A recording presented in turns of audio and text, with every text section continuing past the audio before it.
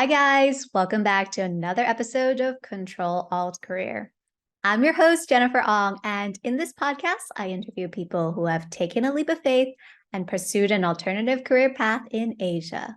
If you don't know me already, I'm a two-time career switcher and pivoted from BlackRock to fashion to now career coach, where I help high achievers unhappy with their perfect on paper job find direction in their career and pivot into a perfect for you career. So if this sounds like you and you're looking for some help, send me a message. All right, let's get into today's episode. Today, I have the pleasure of speaking with Sabrina Jospeh, the co-founder of HuntStreet, a secondhand luxury marketplace to find the best gems in Singapore and Indonesia.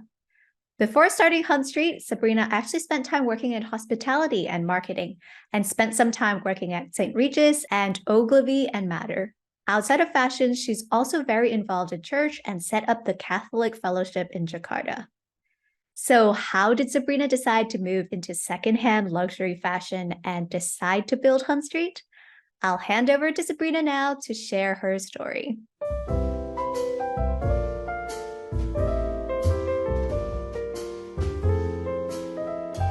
All right, awesome, amazing. Well, so happy to have you here, Sabrina. I'm So happy to be here. Yay, super excited to have you on the podcast today. So I wanted to start off all the way at the beginning for you, right? For a lot of our guests, it's very interesting for them to see people's career journeys. So I wanted to start all the way at the beginning from when you were still in school. So I know that you went to university and studied Mandarin in Shanghai. I would love to hear a little bit more about why you decided to, go to Shanghai and study Mandarin. I think it's just one of those things that I feel like I needed to learn a new language. I mean, I did have some Mandarin background when I was younger. I was in school in Singapore for about 6 years during primary school. But yeah, Mandarin's always a good to have. Cool. And did you like your time in Shanghai? Did you ever consider, living in Shanghai after you graduated? So I actually did. I love Shanghai, so much life, and I did look for a job. So I studied hospitality in Switzerland prior to that. And I was looking for a job in Shanghai in the hospitality industry, but I think I had a problem with my visa, my status. So that didn't work out, and I went back to Jakarta, where I'm from. Okay, cool. And I know that actually in the early days of your career, when you were interning, you did a bunch of marketing type internships. Um, was that like an area that you were interested in, like something that you were considering as a career? So my first internship, I did it at the St. Regis Hotel in Singapore. And at that time, it was the opening team. So they just opened the hotel for 6 months. And I was one of the very first interns, and they only had a job opening. So usually interns from hospitality universities start off as operations. So you either take F&B operations, which is service or kitchen, or you take rooms, which is front office or housekeeping. But at that point, the only availability was in marketing communications. And so I was a marketing intern in St. Regis, and I really liked it and thought, oh, maybe marketing is something that I would like to explore as well. So my next internship was in branding and advertising in Ogilvy and Mather. And I realized that maybe marketing is not for me. At least the agency life, because it was long hours, very, very long hours. And I thought of going actually back to hospitality before I started HuntStreet. And so, yeah, I mean, I actually, sorry, I missed that point about you going to hospitality for school. Yeah, I mean, so you thought about going, so you tried out marketing at a hotel before, thought that it was really fun, decided to go into, into an agency marketing company, Oglivy, decided that wasn't really the right path for you from like in terms of like the long hours and all of that. Did you ever think about going back into hospitality after? I did. So I think my dad had plans of opening a hotel. And I actually reconsidered that. But then I stumbled upon, this opportunity to start HuntStreet. And I thought, well, this is interesting. It's a little bit like hospitality where, it's kind of like a service. You do deal a lot with it's very client facing in the beginning before everything moved completely online. And so I thought it was a better opportunity for me. So kind of took a leap of faith and kind of moved away from hospitality. That's amazing. And how did the idea come about for HuntStreet? So it's me and my partner. My partner is called Janice, and she's still my partner today, 7 years long. Amazing. So we just talked about it. I mean, she went to school in the US. She went to school in LA, and the Real was really big. I mean, she knew about all these platforms and thought it was so easy when she was moving back and needed to kind of declutter. Everything was made so simple. It was transparent. She knew exactly when her items were sold. She knew exactly how much they're priced at. And so we thought, well, we don't have anything like that in Jakarta. And at that point, we started in Jakarta. And at that point, we were saying like, well, I think this is a service that, a lot of people might need, because we don't actually cater only for women, right? We do men's and children as well. Got it. Yeah, so that's how it started. Okay. So it was kind of just like a conversation with her and you're like, oh wow, yeah, actually there's something here we could try. Yeah, I mean, it started off really small. It started off just an idea. Yeah, we didn't even put in that much money. We didn't think it was going to be anything, substantial. We thought, yeah, let's give it a try. So was it kind of just like a small little like side project or like a project at the beginning? You guys were like, yeah, let's just see what happens with this. Like, did you think like at that point in time were you like, okay, I'm gonna full time do this and like make this my job? Or were you like, oh, let's just see where this goes and I'll probably look for another job somewhere else? So I've never been that kind of person. I feel like I'm an all in or all out kind of person. So when I do start something, I do give it my all. Um, I didn't think it was going to be so big, but I did make it a full-time thing for me and for her. Amazing. Yeah. So in the early days, how did you guys get started? Because a lot of times with these like two-sided marketplaces, you have to find all the consigners to consign the clothes and also all the people to buy the clothes. What did you guys start off with? So I think we got listers from our group of friends, our family and friends. So I think that was the easiest way. And actually, in such a niche market like luxury, I think that's the best way to go about it, because it's word of mouth, right? When someone is happy, they tell their friends, and it's a lot faster that way, because you get quality listers, you get quality sellers, we call them. And so I think that's how it started. I do think the supply is always more important, because whoever gets good supply, the buyers will come. And I mean, for buyers, it's just, placing ads. It's just, doing offline events, branding events, getting your name out there, using influencers. It's a lot easier than actually getting supply. Versus supply is difficult, because these are, they're not just, a notebook, right? They're, a $5,000 bag, and you need to really have their trust for them to part with those items, or, even trust you or give you a 10% commission of that sale, which is still $500. And so, yeah, agree. And so for you guys, when you guys were looking at getting friends to list, was it hard to get them to list? Were they like, oh yes, like I've got actually like tons of stuff sitting at home. I've been meaning to clear it out. I was just gonna, like donate them. Here, just take them. Or was it more like you had to convince them like why they should sell it? So I think it was difficult in the beginning for two main reasons. One is because there's a certain taboo that comes along with kind of like selling your items. I mean, at least in certain societies, right? Or certain age groups, they still feel like, I don't really need the money. Why should I be selling my items? I can just leave them in my closet. Yeah. But I think I think like as times progress, I think more and more people are aware and become more sustainable. So they're definitely more open-minded today than they were 7 years ago to list their unused items on a platform. The second struggle we had with listers, I think, is because the concept of like taking a cut of like a commission is what wasn't that common in Indonesia back then. They felt like, why is it that I have to give up so much of like the selling price? But actually, we don't actually take that unless the item is sold. I mean, it's a common concept in the US or in Europe, I think, just not in Indonesia at that point.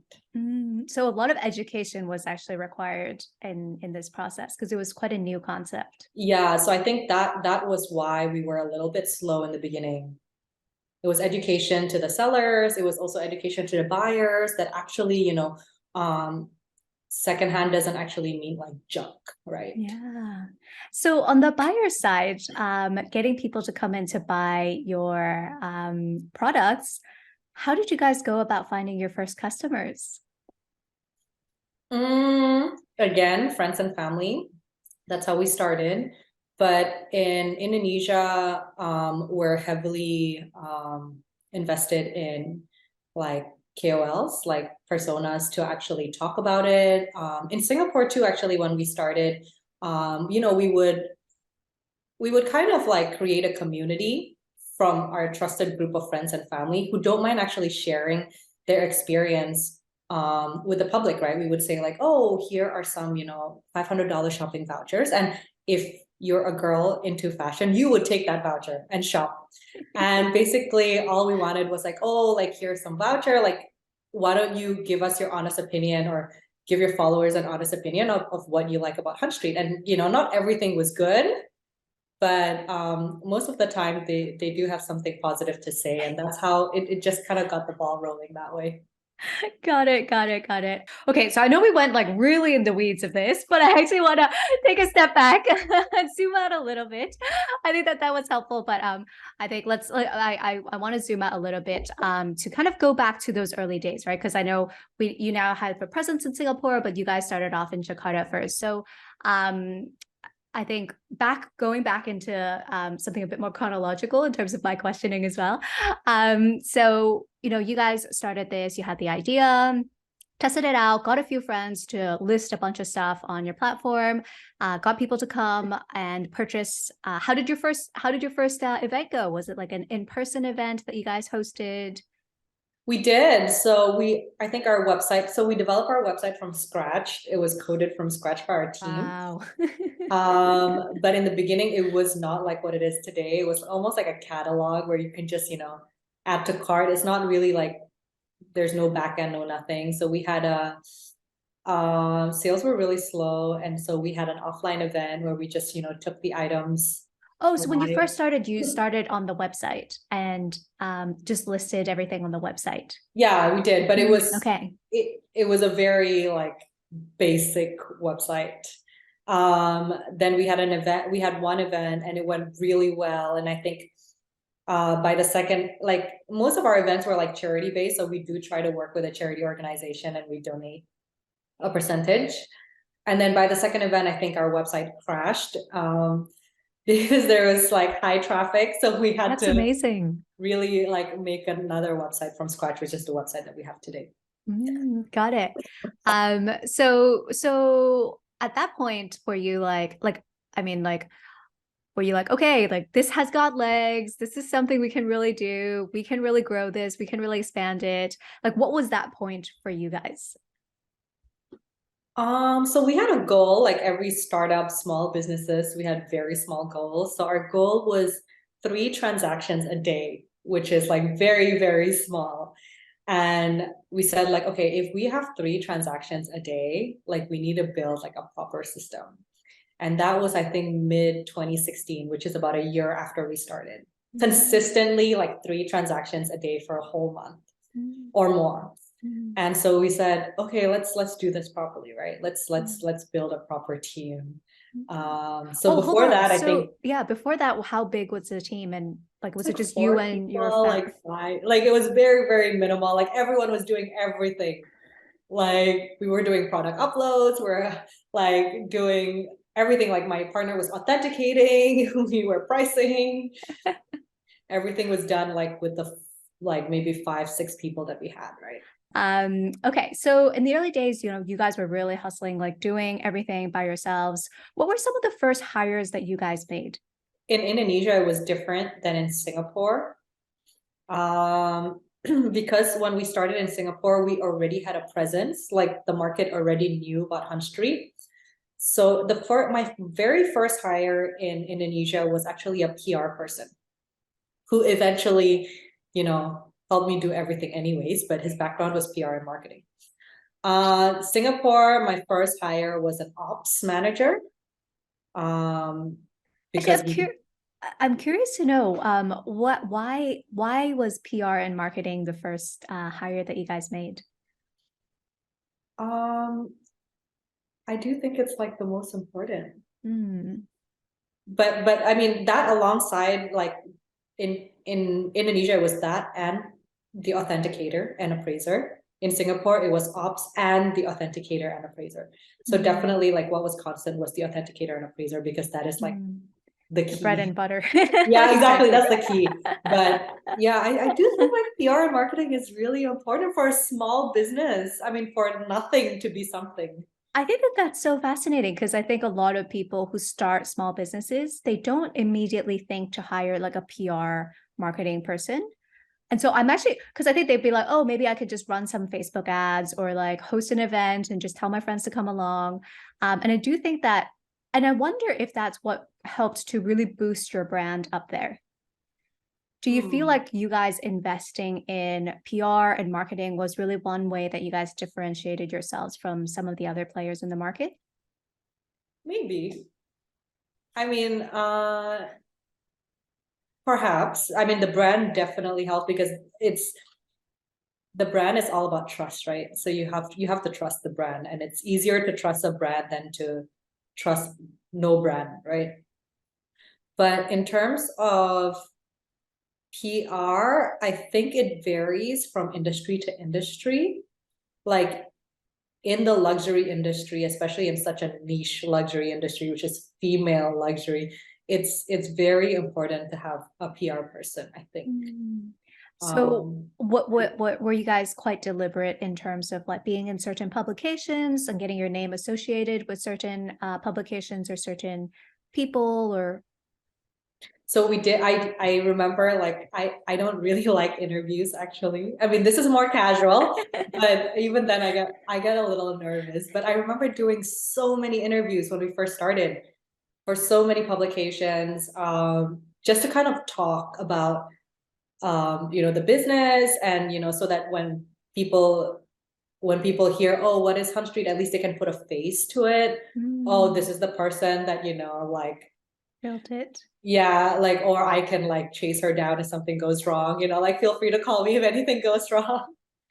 But I think that helps like add the trust. And then we did try to um kind of have like we've always been into community. So we never call it like a community per se until recently, but we always have that strong like community support from like a group of very loyal HuntStreet buyers or sellers. And these loyal sellers and buyers are what help us grow, right? They tell their friends, like when you're happy about something, you will share it. And I think just to get these small groups going, I think we needed to, host certain events, smaller events, and that requires PR, right? That's PR. Yeah, definitely. And I think that's so interesting, right? Because I think a lot of people who want to start businesses are very afraid of putting themselves out there. And I think, as you said, there's a lot of value in showing your face because at the end of the day, people want to know the story. I think especially consumers nowadays, I think they want to know the person behind the brand. I think especially for secondhand luxury goods, I think having that trust factor is even more important than just like a direct to consumer fashion brand, for example, where maybe they don't really need to know and trust and be able to hunt down the person if they buy a fake bag or whatever it might be. And so I do think that that's really interesting, that was something that was very innate. I think it wasn't maybe a very deliberate kind of decision, but it was like an innate decision that you guys made, and that it paid off. You guys are definitely very well branded, very top of mind, I would say, in terms of the secondhand luxury space in Singapore. Okay, but I do want to take one step back before you guys decided to move into Singapore. You said that you guys saw pretty tremendous growth over those 5 years in Indonesia. How did you guys grow? What's like the secret sauce around growth? Is there a secret sauce? Honestly, it's a lot of trial and error. It really is a blessing, honestly, but I don't know. It's like a lot of trial and error, always trying to do your best, and like customer service, I think, is like very key. It's still something that we're trying to work on because we do have like hiccups here and there. But I do think the secret sauce of like a successful platform is 1, customer service, 2, curation, and 3, interface. Actually, so maybe elaborate a little bit on these 3 points, because for you think that those are the 3 main things that led to you guys growing so tremendously over the past couple of years. So from a customer service perspective, did you bring in a lot of the elements of what you learned in hospitality into this process?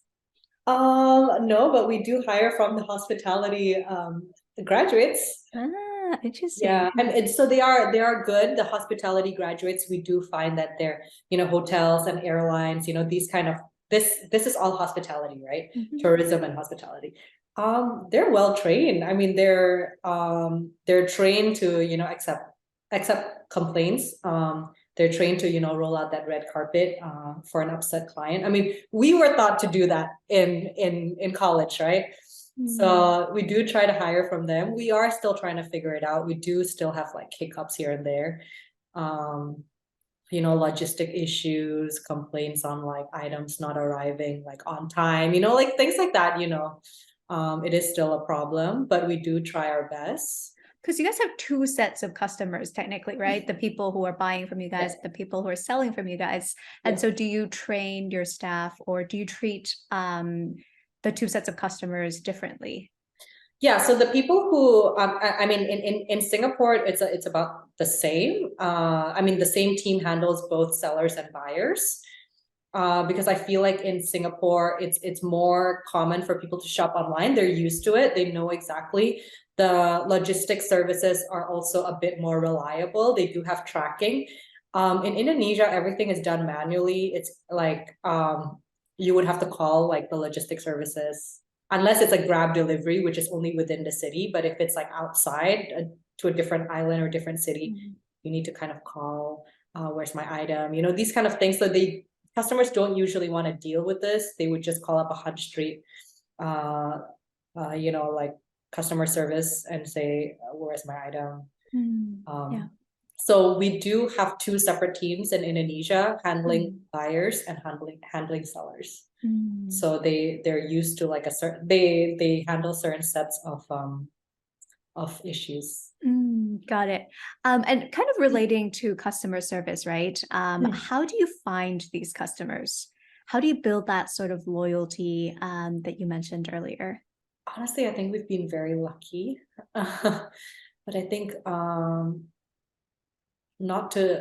I do think like customers nowadays are not as loyal as they used to be, like maybe like 10-20 years ago. No, not 10 years ago, maybe like 20-30 years ago, because there's so many choices now, right? Technically, our competitors are not only other secondhand platforms, but our competitors are also retail boutiques themselves, or like fashion e-commerce themselves, right? Because that's basic. They either buy it here or they buy it brand new or another bag. It's all a matter of choice, and they have so many choices. So the only way I feel like we can get them to be loyal is if we offer the best curation or try to offer the best curation. But it's kind of like a chicken and egg problem too, right? Yeah. So how do you then offer the best curation, which I guess brings you to the second point, which is how you guys managed to grow. Another reason was really around your ability to bring in a really strong curation. So what would you say? Like, how have you guys been able to be successful on that front? It's a lot of relationships. It's a lot of, scouting for these people who who really shops with the items, right? And if they have really nice items and they say like, I don't want to wait 30 days or 60 days for my items to sell, like, can you just buy them in? We'll say, okay. I mean, it starts from there. So like for certain people, for the relationship, that's where you'll be more open to buying directly from them rather than doing through a consignor based type of model. Yes and no, because we buy only certain items. Yeah, like items that are more classic, that even if they don't will sell. sell. Yeah, exactly. They like eventually, like over 30, 60, 90 days, 120 days, they will sell, right? But for example, if like I would have bought like, I don't know, a Chloe padlock bag before, then it might have been stuck with me for like 7 years later. Exactly. And so I think that that's a really great example of like how there's usually a mismatch in the secondhand market in terms of the demand and the supply, right? Because usually the supply is stuff like the Chloe padlock bag or some really old Balenciaga bag, from a really long time ago, from the 2000s, that was like really trendy back then, but no longer what people care about. Whereas the stuff, they actually sell still pretty well. do You're they? talking about the big studs, right? You're talking about Work City, Balenciaga Work. Yeah. They sell really well. Actually, okay, I do think that Singaporeans still like the Balenciaga because when I was at Style Theory, I was like very shocked that people really liked renting that bag, and I was like, that's from like 2000s. It's from a while ago. It's still like pretty. I guess that's maybe more of the classic style. Okay, so I'll take that back. That's still like it's relatively classic. But like the example you gave about like a Chloe padlock bag, right? So those are stuff that was like maybe super trendy back then that you probably have like a lot of people like willing to let go of today. Whereas not a lot of people are interested in buying that. Whereas probably the stuff that people are really interested in buying now is, I don't know, like the Prada, like the super sparkly, like Clio bag or whatever, right? Which like probably no one's really looking to like sell that at the moment. So how do you come, and I think that that's one of the biggest problems that like secondhand marketplaces face. So how do you guys kind of balance the two of these? I think we try to talk to our sellers like, look, we can definitely sell your padlock, but you need to price it at like less than $200. Like, I know you probably bought it for like 1,000, but there's no way this will sell. And so if they don't accept it, we usually don't take it in because they will get disappointed. They will list with us for a year. It doesn't get sold because they're asking for $800, and then we will have to return it back to them. It's disappointment. No one likes to be disappointed, right? And so usually we try to manage their expectations by saying, this is what we suggest, this is the price range, but at this price, we almost guarantee that it will sell. And usually our team is correct. They do sell. And I think that's how it starts. And then once those padlocks sell, they're like, oh, this is actually not bad. I'll give them more bags. And then they might give me the, Prada sparkling. Yeah. The nicer ones that are more in trend. Yeah. Okay. So what was the third thing that you mentioned was quite instrumental on your growth? Customer service, and an interface. Interface, yeah, exactly. So tell us a little bit more about that. I mean, we're continuously working on it. The last thing we did was our membership program. So that is also a work in progress, but we have a dashboard now on like the tiers, whether you're a platinum, whether you're a diamond, diamond, platinum and gold. So we have 3. And hopefully we can get more loyal customers by doing that, so they can sell and buy and not just sell and not just buy. So Yeah, so I do want to get to that, but okay, so let's fast forward a little bit. So you guys, we're doing really well in Jakarta, saw really strong growth year over year, for 5 years. Did you guys you guys have a physical store in Jakarta as well, right? So we do, so all this time we have an online platform, but we do have, so I think this is like a way of us as well, like educating the market, versus like in Singapore, I feel like it's so easy for people to just shop online and just check out, get delivered. If something doesn't fit, they just return it. Like, it's simple. Everyone knows about that concept. In Indonesia, I think there's a certain type of demographic who still prefers to see the item first before purchasing. So we just recently developed this as well, going back to interface. We have the add to cart, which is like checking out. And we have the add to view, which is you can click there, can put in like, Stella McCartney pants, Louis Vuitton top, like an Hermes Birkin, and then you click view and you select your appointment. And our store is actually 5 appointment rooms, 1, 2, 3, 4 appointment rooms, where it's, I would say maybe like 15, 20 square meters. So it's quite big, where they have a sofa, they can have drinks. We have like a clothing trolley rack where, you can pull out the drawers to display the accessories, the clothes, the shoes. So as soon as you, Jennifer, comes to your appointment, everything you wanted to see in that add to view is already displayed in your fitting room. And you can shop in there privately. It's completely closed off, with a friend or alone, or you can take videos to show it to your husband or your boyfriend if you want. So that's the kind of shopping experience that we want, kind of bringing the items offline, but not like a retail space per se. So that worked really well for us. And then from there, a lot of people say, but like, I want to see what else you have. Like, why don't you have a store? And we said, we don't have a store because we have so many items. And also the items don't belong to us. So we don't want to be, if they're your items, you list it with us.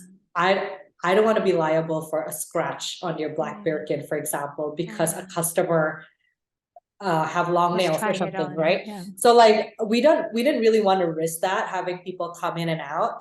So we thought, well, why don't we try it out? So we just started the vault. We're like literally what we call the vault, which is for our diamond members only. So they need to spend a certain amount every year to be a diamond member, or sell a certain amount every year. And so they get access to this small space that we have. It's not small, it's maybe about 1,000 square foot, like 100 square meters. And they can view like our editors picks, and they can view the items. And if they don't like any of those items, if they do want to come with their friends, they can request, for example, like, I want to have a shopping soiree and I want to see all these items and I'm going to invite my friends. So we can turn the whole place around just for whatever they want to see.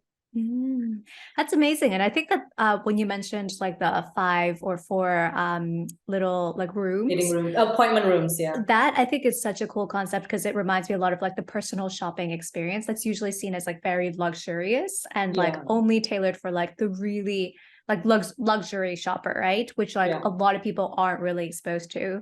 And I think it's really cool that you guys were able to bring that very luxurious experience to your customers, who may not normally always get that sort of experience themselves. And I think it's a great, smart way for you guys to keep your costs down as well, and not have to rent like a massive space to showcase all the clothes and all of that, and have to deal with angry consigners who's like, oh my God, you ripped the seam of my dress, or whatever. Why does it have makeup stains? Exactly.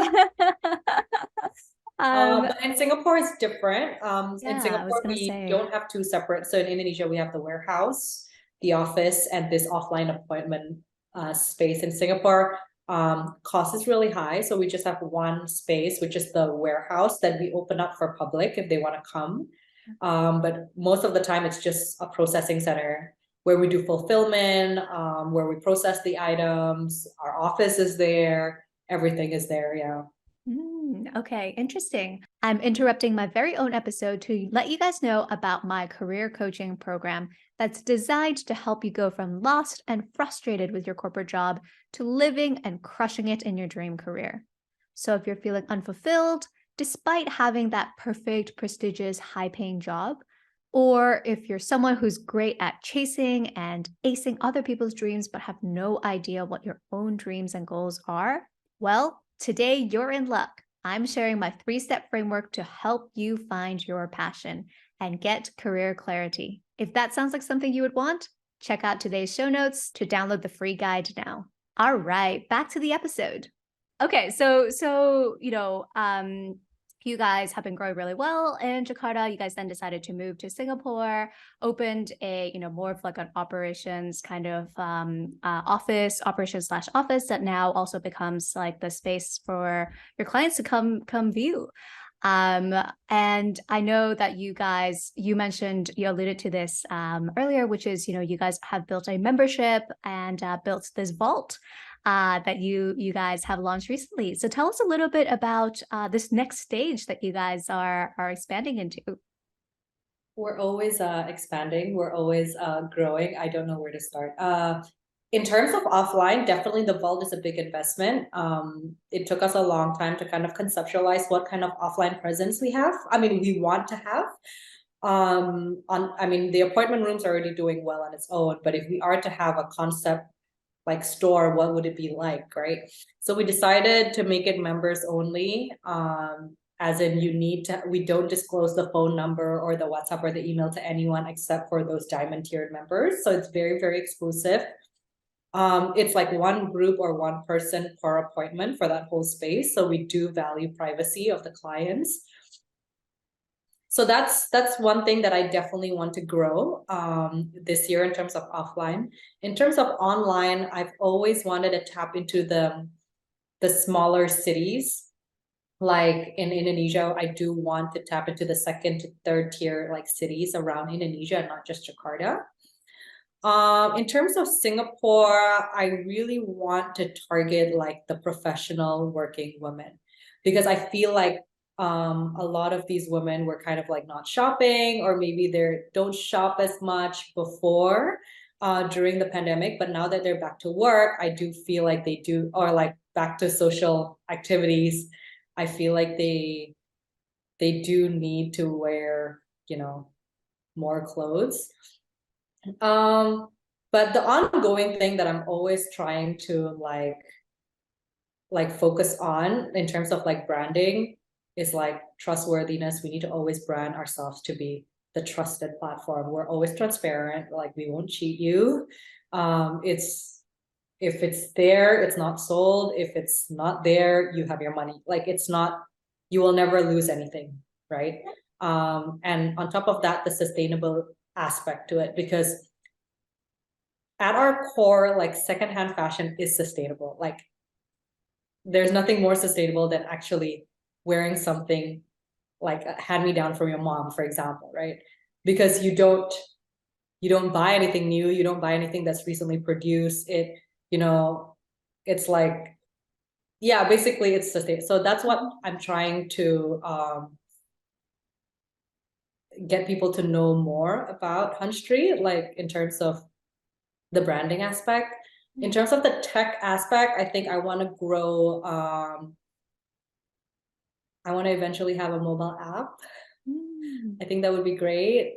Also working on the seller dashboard, allowing them to see like how much they've sold, how long more till they get to like the next tier, making it more seamless in terms of like, changing the prices, like it's like automatic, for example. I do want to, we kind of talked about this briefly before we started the podcast. I do want to eventually build a system where, they can, recognize the pictures uploaded by the person, to suggested price, suggested style. There's like so many things that we wish to work on, but I think one step at a time. Yeah. And I feel like that's the exciting thing about running and growing a Yeah. business is there's always new things to do and new things to learn and new directions to take the company to, which is so exciting. Your partner, I know that you mentioned that you guys were friends before. And I know that the co-founder relationship really is so crucial in a startup, right? Yeah. So yeah, how did you find her? Has it affected your friendship? Because I know a lot of times they're like, don't get into business with someone that you're friends with. Would love to just hear your thoughts. So we were family friends. So I'm actually friends with her older brother. Mm. So our family has known each other for a very long time. And then so we go to the same church. I mean, basically we're like we've known of each other, but we were never that close before. It was kind of like, oh, hi, bye. We would go to events together, like maybe go for, sometimes lunch together.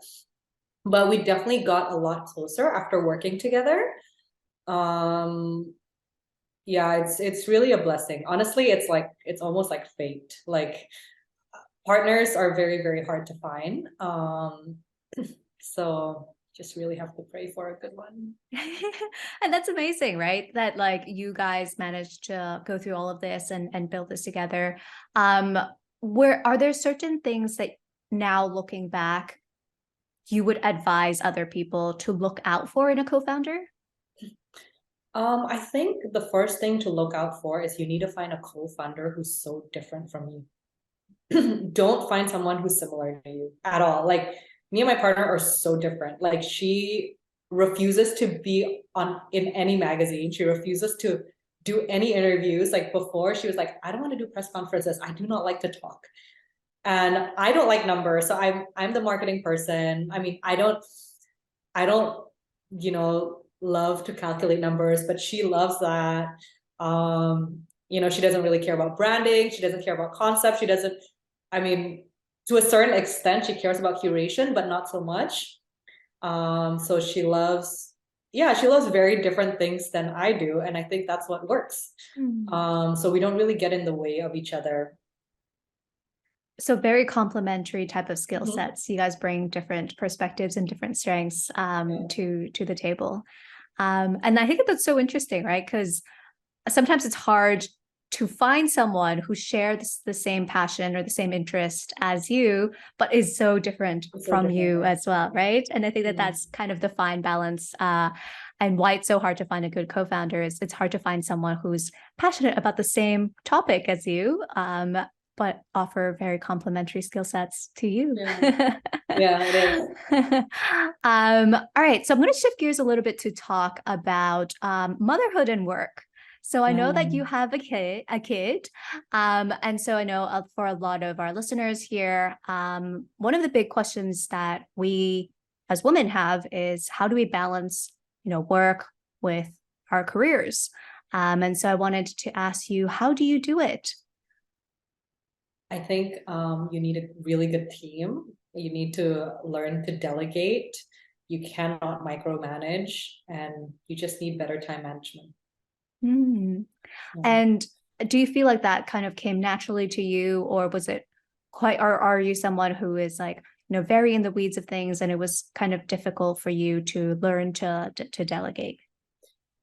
No, I feel like I do delegate, but I think the time management it's still a struggle. I do try to manage my time better. Until today, my son still asks me like, "Oh, why do you have to work? Like, can you just Oh. stay at home? Can you just work when I'm in school?" But he goes to school at like 8. Like my office is not open at 8. It opens at 10. By the time he's out of school. That's like when work is the busiest.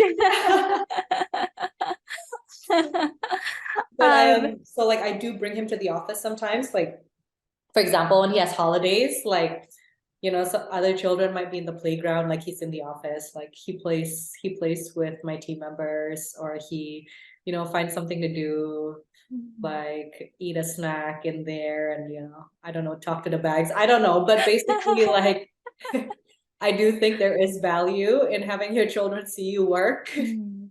So I told him like, no, I'm not gonna stop working, like why is it that I have to stop working? And you don't ask daddy to stop working, right? Yeah. No, exactly. And it's so true, right? And I think a lot of that happens because women haven't quite figured out how to balance all of this, right? And I think there's almost some societal expectation that it would be the woman who has to give up her career rather than the man who has to Yeah, give up his career for the family. yeah. Um, and did you yourself face any of that sort of expectation beyond just, your kid? Like, did you face any sort of kind of that sort of pressure, whether it was deliberate pressure or just kind of internalized pressure? Yeah, I think for sure, like especially being Asian and coming from this part of the world, they don't really expect you to work, or more like they expect you to be a good housewife and a good mom to your children, and have more children. Why do you only have one? Why are you going to the office? You should be with your husband. And um honestly, I think I don't really care. I mean, I think also there are other like I'm fortunate enough that like my group of friends are all very supportive. They Mhm. are all working moms also.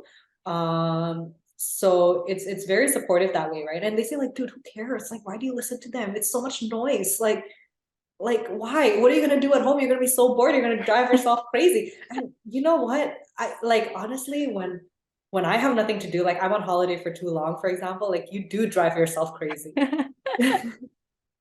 Exactly.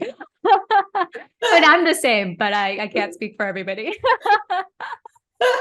um, I like I can't sit still. So I totally hear where you're coming from. But yeah, I totally hear what you're saying, right? I think it's surrounding yourself with the right support system, the right network, or the right community of women, Yeah. right, who are very supportive of this. And I think it is, tough when society does have a lot of these kind of pressures on like, women should stay, should kind of put their career secondary, right? Not stay at home, but like, a lot of the times when women give birth or when women have kids, they're expected to have their career take a back seat.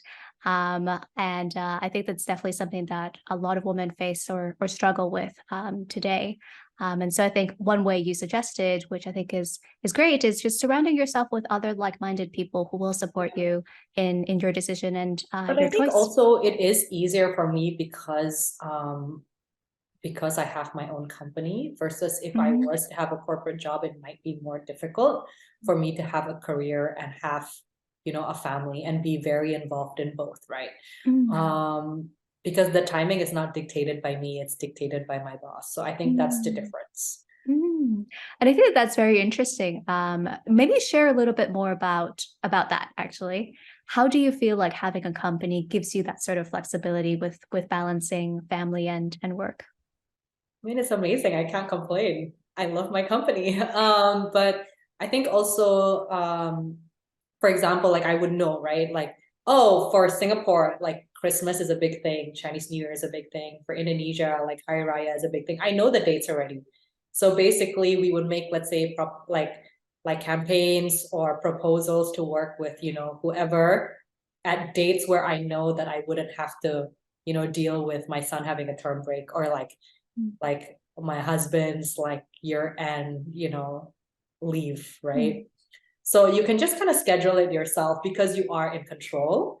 Mm. Um, so that's like one thing that we do. And then for example, like, oh, I know, for example, today, like my son has, Chinese lesson from this time to this time, like I'll just do my meetings on this time. I mean, things Mm. like that, right? So because I know that he's not around anyways, but for example, if he's off, then I try not to have my meetings on that day. Mm. I mean, it's just I think like time management, like moving Yeah. things around. It's more flexible. Mm. Like being in control of your schedule and being able I think to so, yeah. partition things and align them with when you need to be focused on work and when you need to be more focused on home. Yeah, I think so. Yeah. So one last question for you, which I ask all of my guests, right? In the Western world, it's very much believed that, or a lot of people say that, follow your dreams and, the money will come. Whereas in Asia, it's very much of the view that, you should go find a very stable corporate job. And it's very much focused on like financial stability here in Asia, and you kind of put your passions aside. So I wanted to hear what your thoughts are on this statement. Um, I do very much believe in follow your dreams. Um, I'm also very lucky in the sense that, um, I mean, it is a stable business, so I can afford to follow my dreams. My partner has made it a very stable, like, like financially a stable business so that I can think of what to do next. But I do think like it's very important to follow your dreams, because if you are not dreaming, if you are not excited, if you're not dreaming, you're not excited, right? And if you're not excited, there's no way you can create um, a great product. And I think like excitement is so contagious. If you're excited, people around you are excited, and if you're not dreaming big for whatever that you're doing, how is that going to be attractive to other people if you're not even attracted to it? So I do very much believe you need to follow your dreams. And also like how like you work your whole day. Like, can you imagine doing something you don't like? Like, no matter how much money you make, like how That's so miserable would true. you be? Like, I would Yeah. rather earn less. Well, maybe not zero, but maybe like instead of this, like, less, but be very happy in what I do. Definitely. And actually, this was a question I probably should have asked you earlier, because it's very clear your interest in and passion in fashion, right? Did you ever consider studying fashion in like when you were younger? No, but I considered studying fashion a few years ago. I feel like I need to, not a few years, actually, like last year. So we do have a lot of interns here in Singapore. A lot of the schools here actually require internship from the students from like LaSalle, from, all these, is it NAFA? NAFA, right? Yeah. And so like I meet all of the interns and I thought, damn, I should have studied fashion. This is so interesting, because they would talk about their projects, and even, when they applied, their resume would have like portfolios. So I did think about it. I don't have the time. I think that's definitely like um not like top top priority right now, but I would love to, honestly. That'd be super cool. Yeah, Yeah, I think a lifelong learner, right? It's never too late to go I back agree. and Yeah. I study did for take some something. courses though during COVID, Yeah. on Coursera, but it's different. Nice. Yeah. And so just to wrap up with one last question, which is any advice for people who are thinking about starting their own company that you wish you knew before you embarked on this journey? I mean, it's not as easy as you think, but I think it's worth it. There will be like, the first, you definitely need to have um enough savings to start something. I mean, unless you are looking to fundraise right away, which then you can draw a salary. But if you have a family, like you need like a good amount of saving to start your own company if you're not planning to get fundraised. Actually, that's a great point. And I wanted to ask you, for people who are thinking about starting a business of this sort, let's say, Yeah. how much money would you recommend they set aside? When I start, like we only put in like 100K or something so small, to start a whole team in Jakarta, but that's also Indonesia, so maybe less capital there. So I think it's doable, to start off, relatively small. I wouldn't say like, and we never had to put in any more money out of that 100K until today. We just use, like whatever we earn to just put it back. And I And think was that mostly for hiring staff or? it was just, yeah, it was operation, like utilities, rent, staff, internet, like buying laptops, things like that. Um, yeah, I think it's just like the day to day, like producing paper bags, boxes, like everything costs money, right? Yep, yep, yep. Security tags, warehousing. Mm. So yeah, I do, yeah, have a stable like savings account. Mm. And also like ask yourself like 3, 4, 5 times, like is it really what the market needs? So I think I do believe like it will be a good business if you yourself need it, because if you need it yourself, you probably know better like how to make a product that everyone needs. But if you don't need it yourself, or you're not a user yourself and need this service or product, then I say like no. Yeah, and I completely agree with that, because sometimes it's hard to build a product for a customer that you don't even really know. And it Yeah. requires so much research to really understand what that customer needs. Yeah. And it's so much easier when it's a product that you yourself need. Yeah. At least at the end of the day, someone is getting some use out of it, which is yourself. Yeah. So like every time we want to launch a new feature on the website, my partner always say like, I said, okay, like, how do you want to do it, right? And she said, okay, so basically you're your own customer, just figure it out. And it's a lot easier, right? Because if you're your own customer, you're like, okay, well, I want this. I want faster earnings. I want this, UI sucks. I can't see, like that's easier. Interesting. Yeah. And I guess one last question, which is, how do you balance that with the business, with what the business needs, right? Because sometimes you'd be like, as a consignor, I want to get more money paid out to me, whereas that may not really make sense from a business perspective. So in situations like that, how would you guys kind of balance that?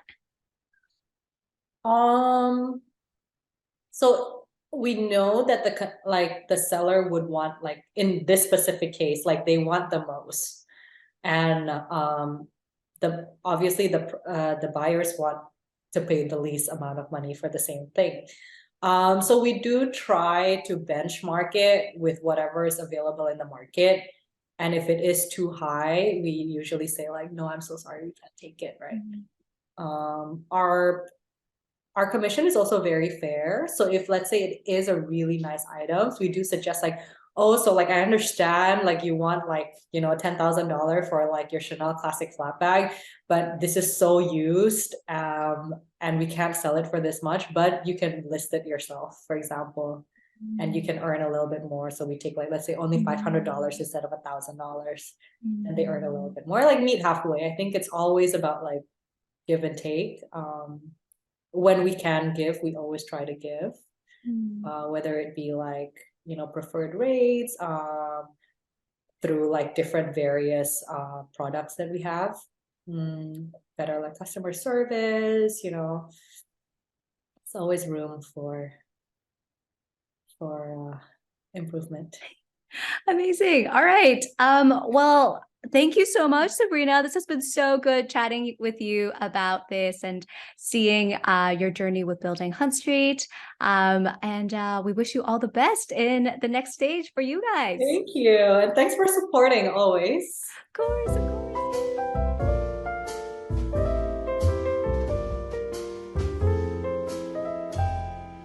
And there you have it, my conversation with Sabrina. Here's a couple key takeaways that I got from today's conversation. Number one, an important part of building a business is building the brand, especially when it comes to secondhand luxury.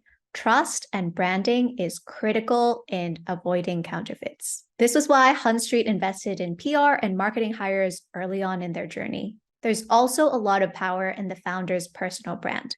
Having a face or a person be tied to the brand can really help to build that trust and make it a bit more personal.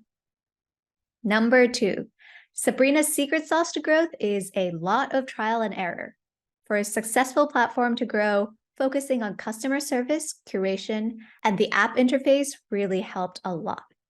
She hired from the hospitality industry to work on customer service, looked at building relationships when curating items, and implemented feedback from customers on the app interface. Number three, the best way to analyze your business is to be your own customer. This way, you really understand the needs of your customer and can really understand if their needs are met when going through the customer journey. And lastly, look for a co-founder that is very different from you. This way, you'll have more complementary skill sets and can split the roles evenly. Sabrina was much more on the marketing side and very open to sharing her story and being the face of the brand, while her partner was much more in the accounting operations side of the business. All right, that's it for this week. Thanks for tuning in to another episode of Control Alt Career. Check back in a couple weeks' time for my conversation with Jeremy Au, who currently works at the VC Monks Hill Ventures and runs a successful podcast called Brave. But he actually has a really fascinating career story and actually started out as a management consultant at Bain before founding numerous companies and eventually pivoting into VC. There's a ton of great VC advice in this episode, so make sure you're subscribed to my podcast so you don't miss it. And if you like today's episode, I'd so appreciate it if you can leave me a rating or a review wherever you get your podcast. And share this podcast with a friend who maybe isn't so happy with their corporate job and need a little extra inspiration. Thanks so much for tuning in, guys. I'll see you guys back here in a couple weeks.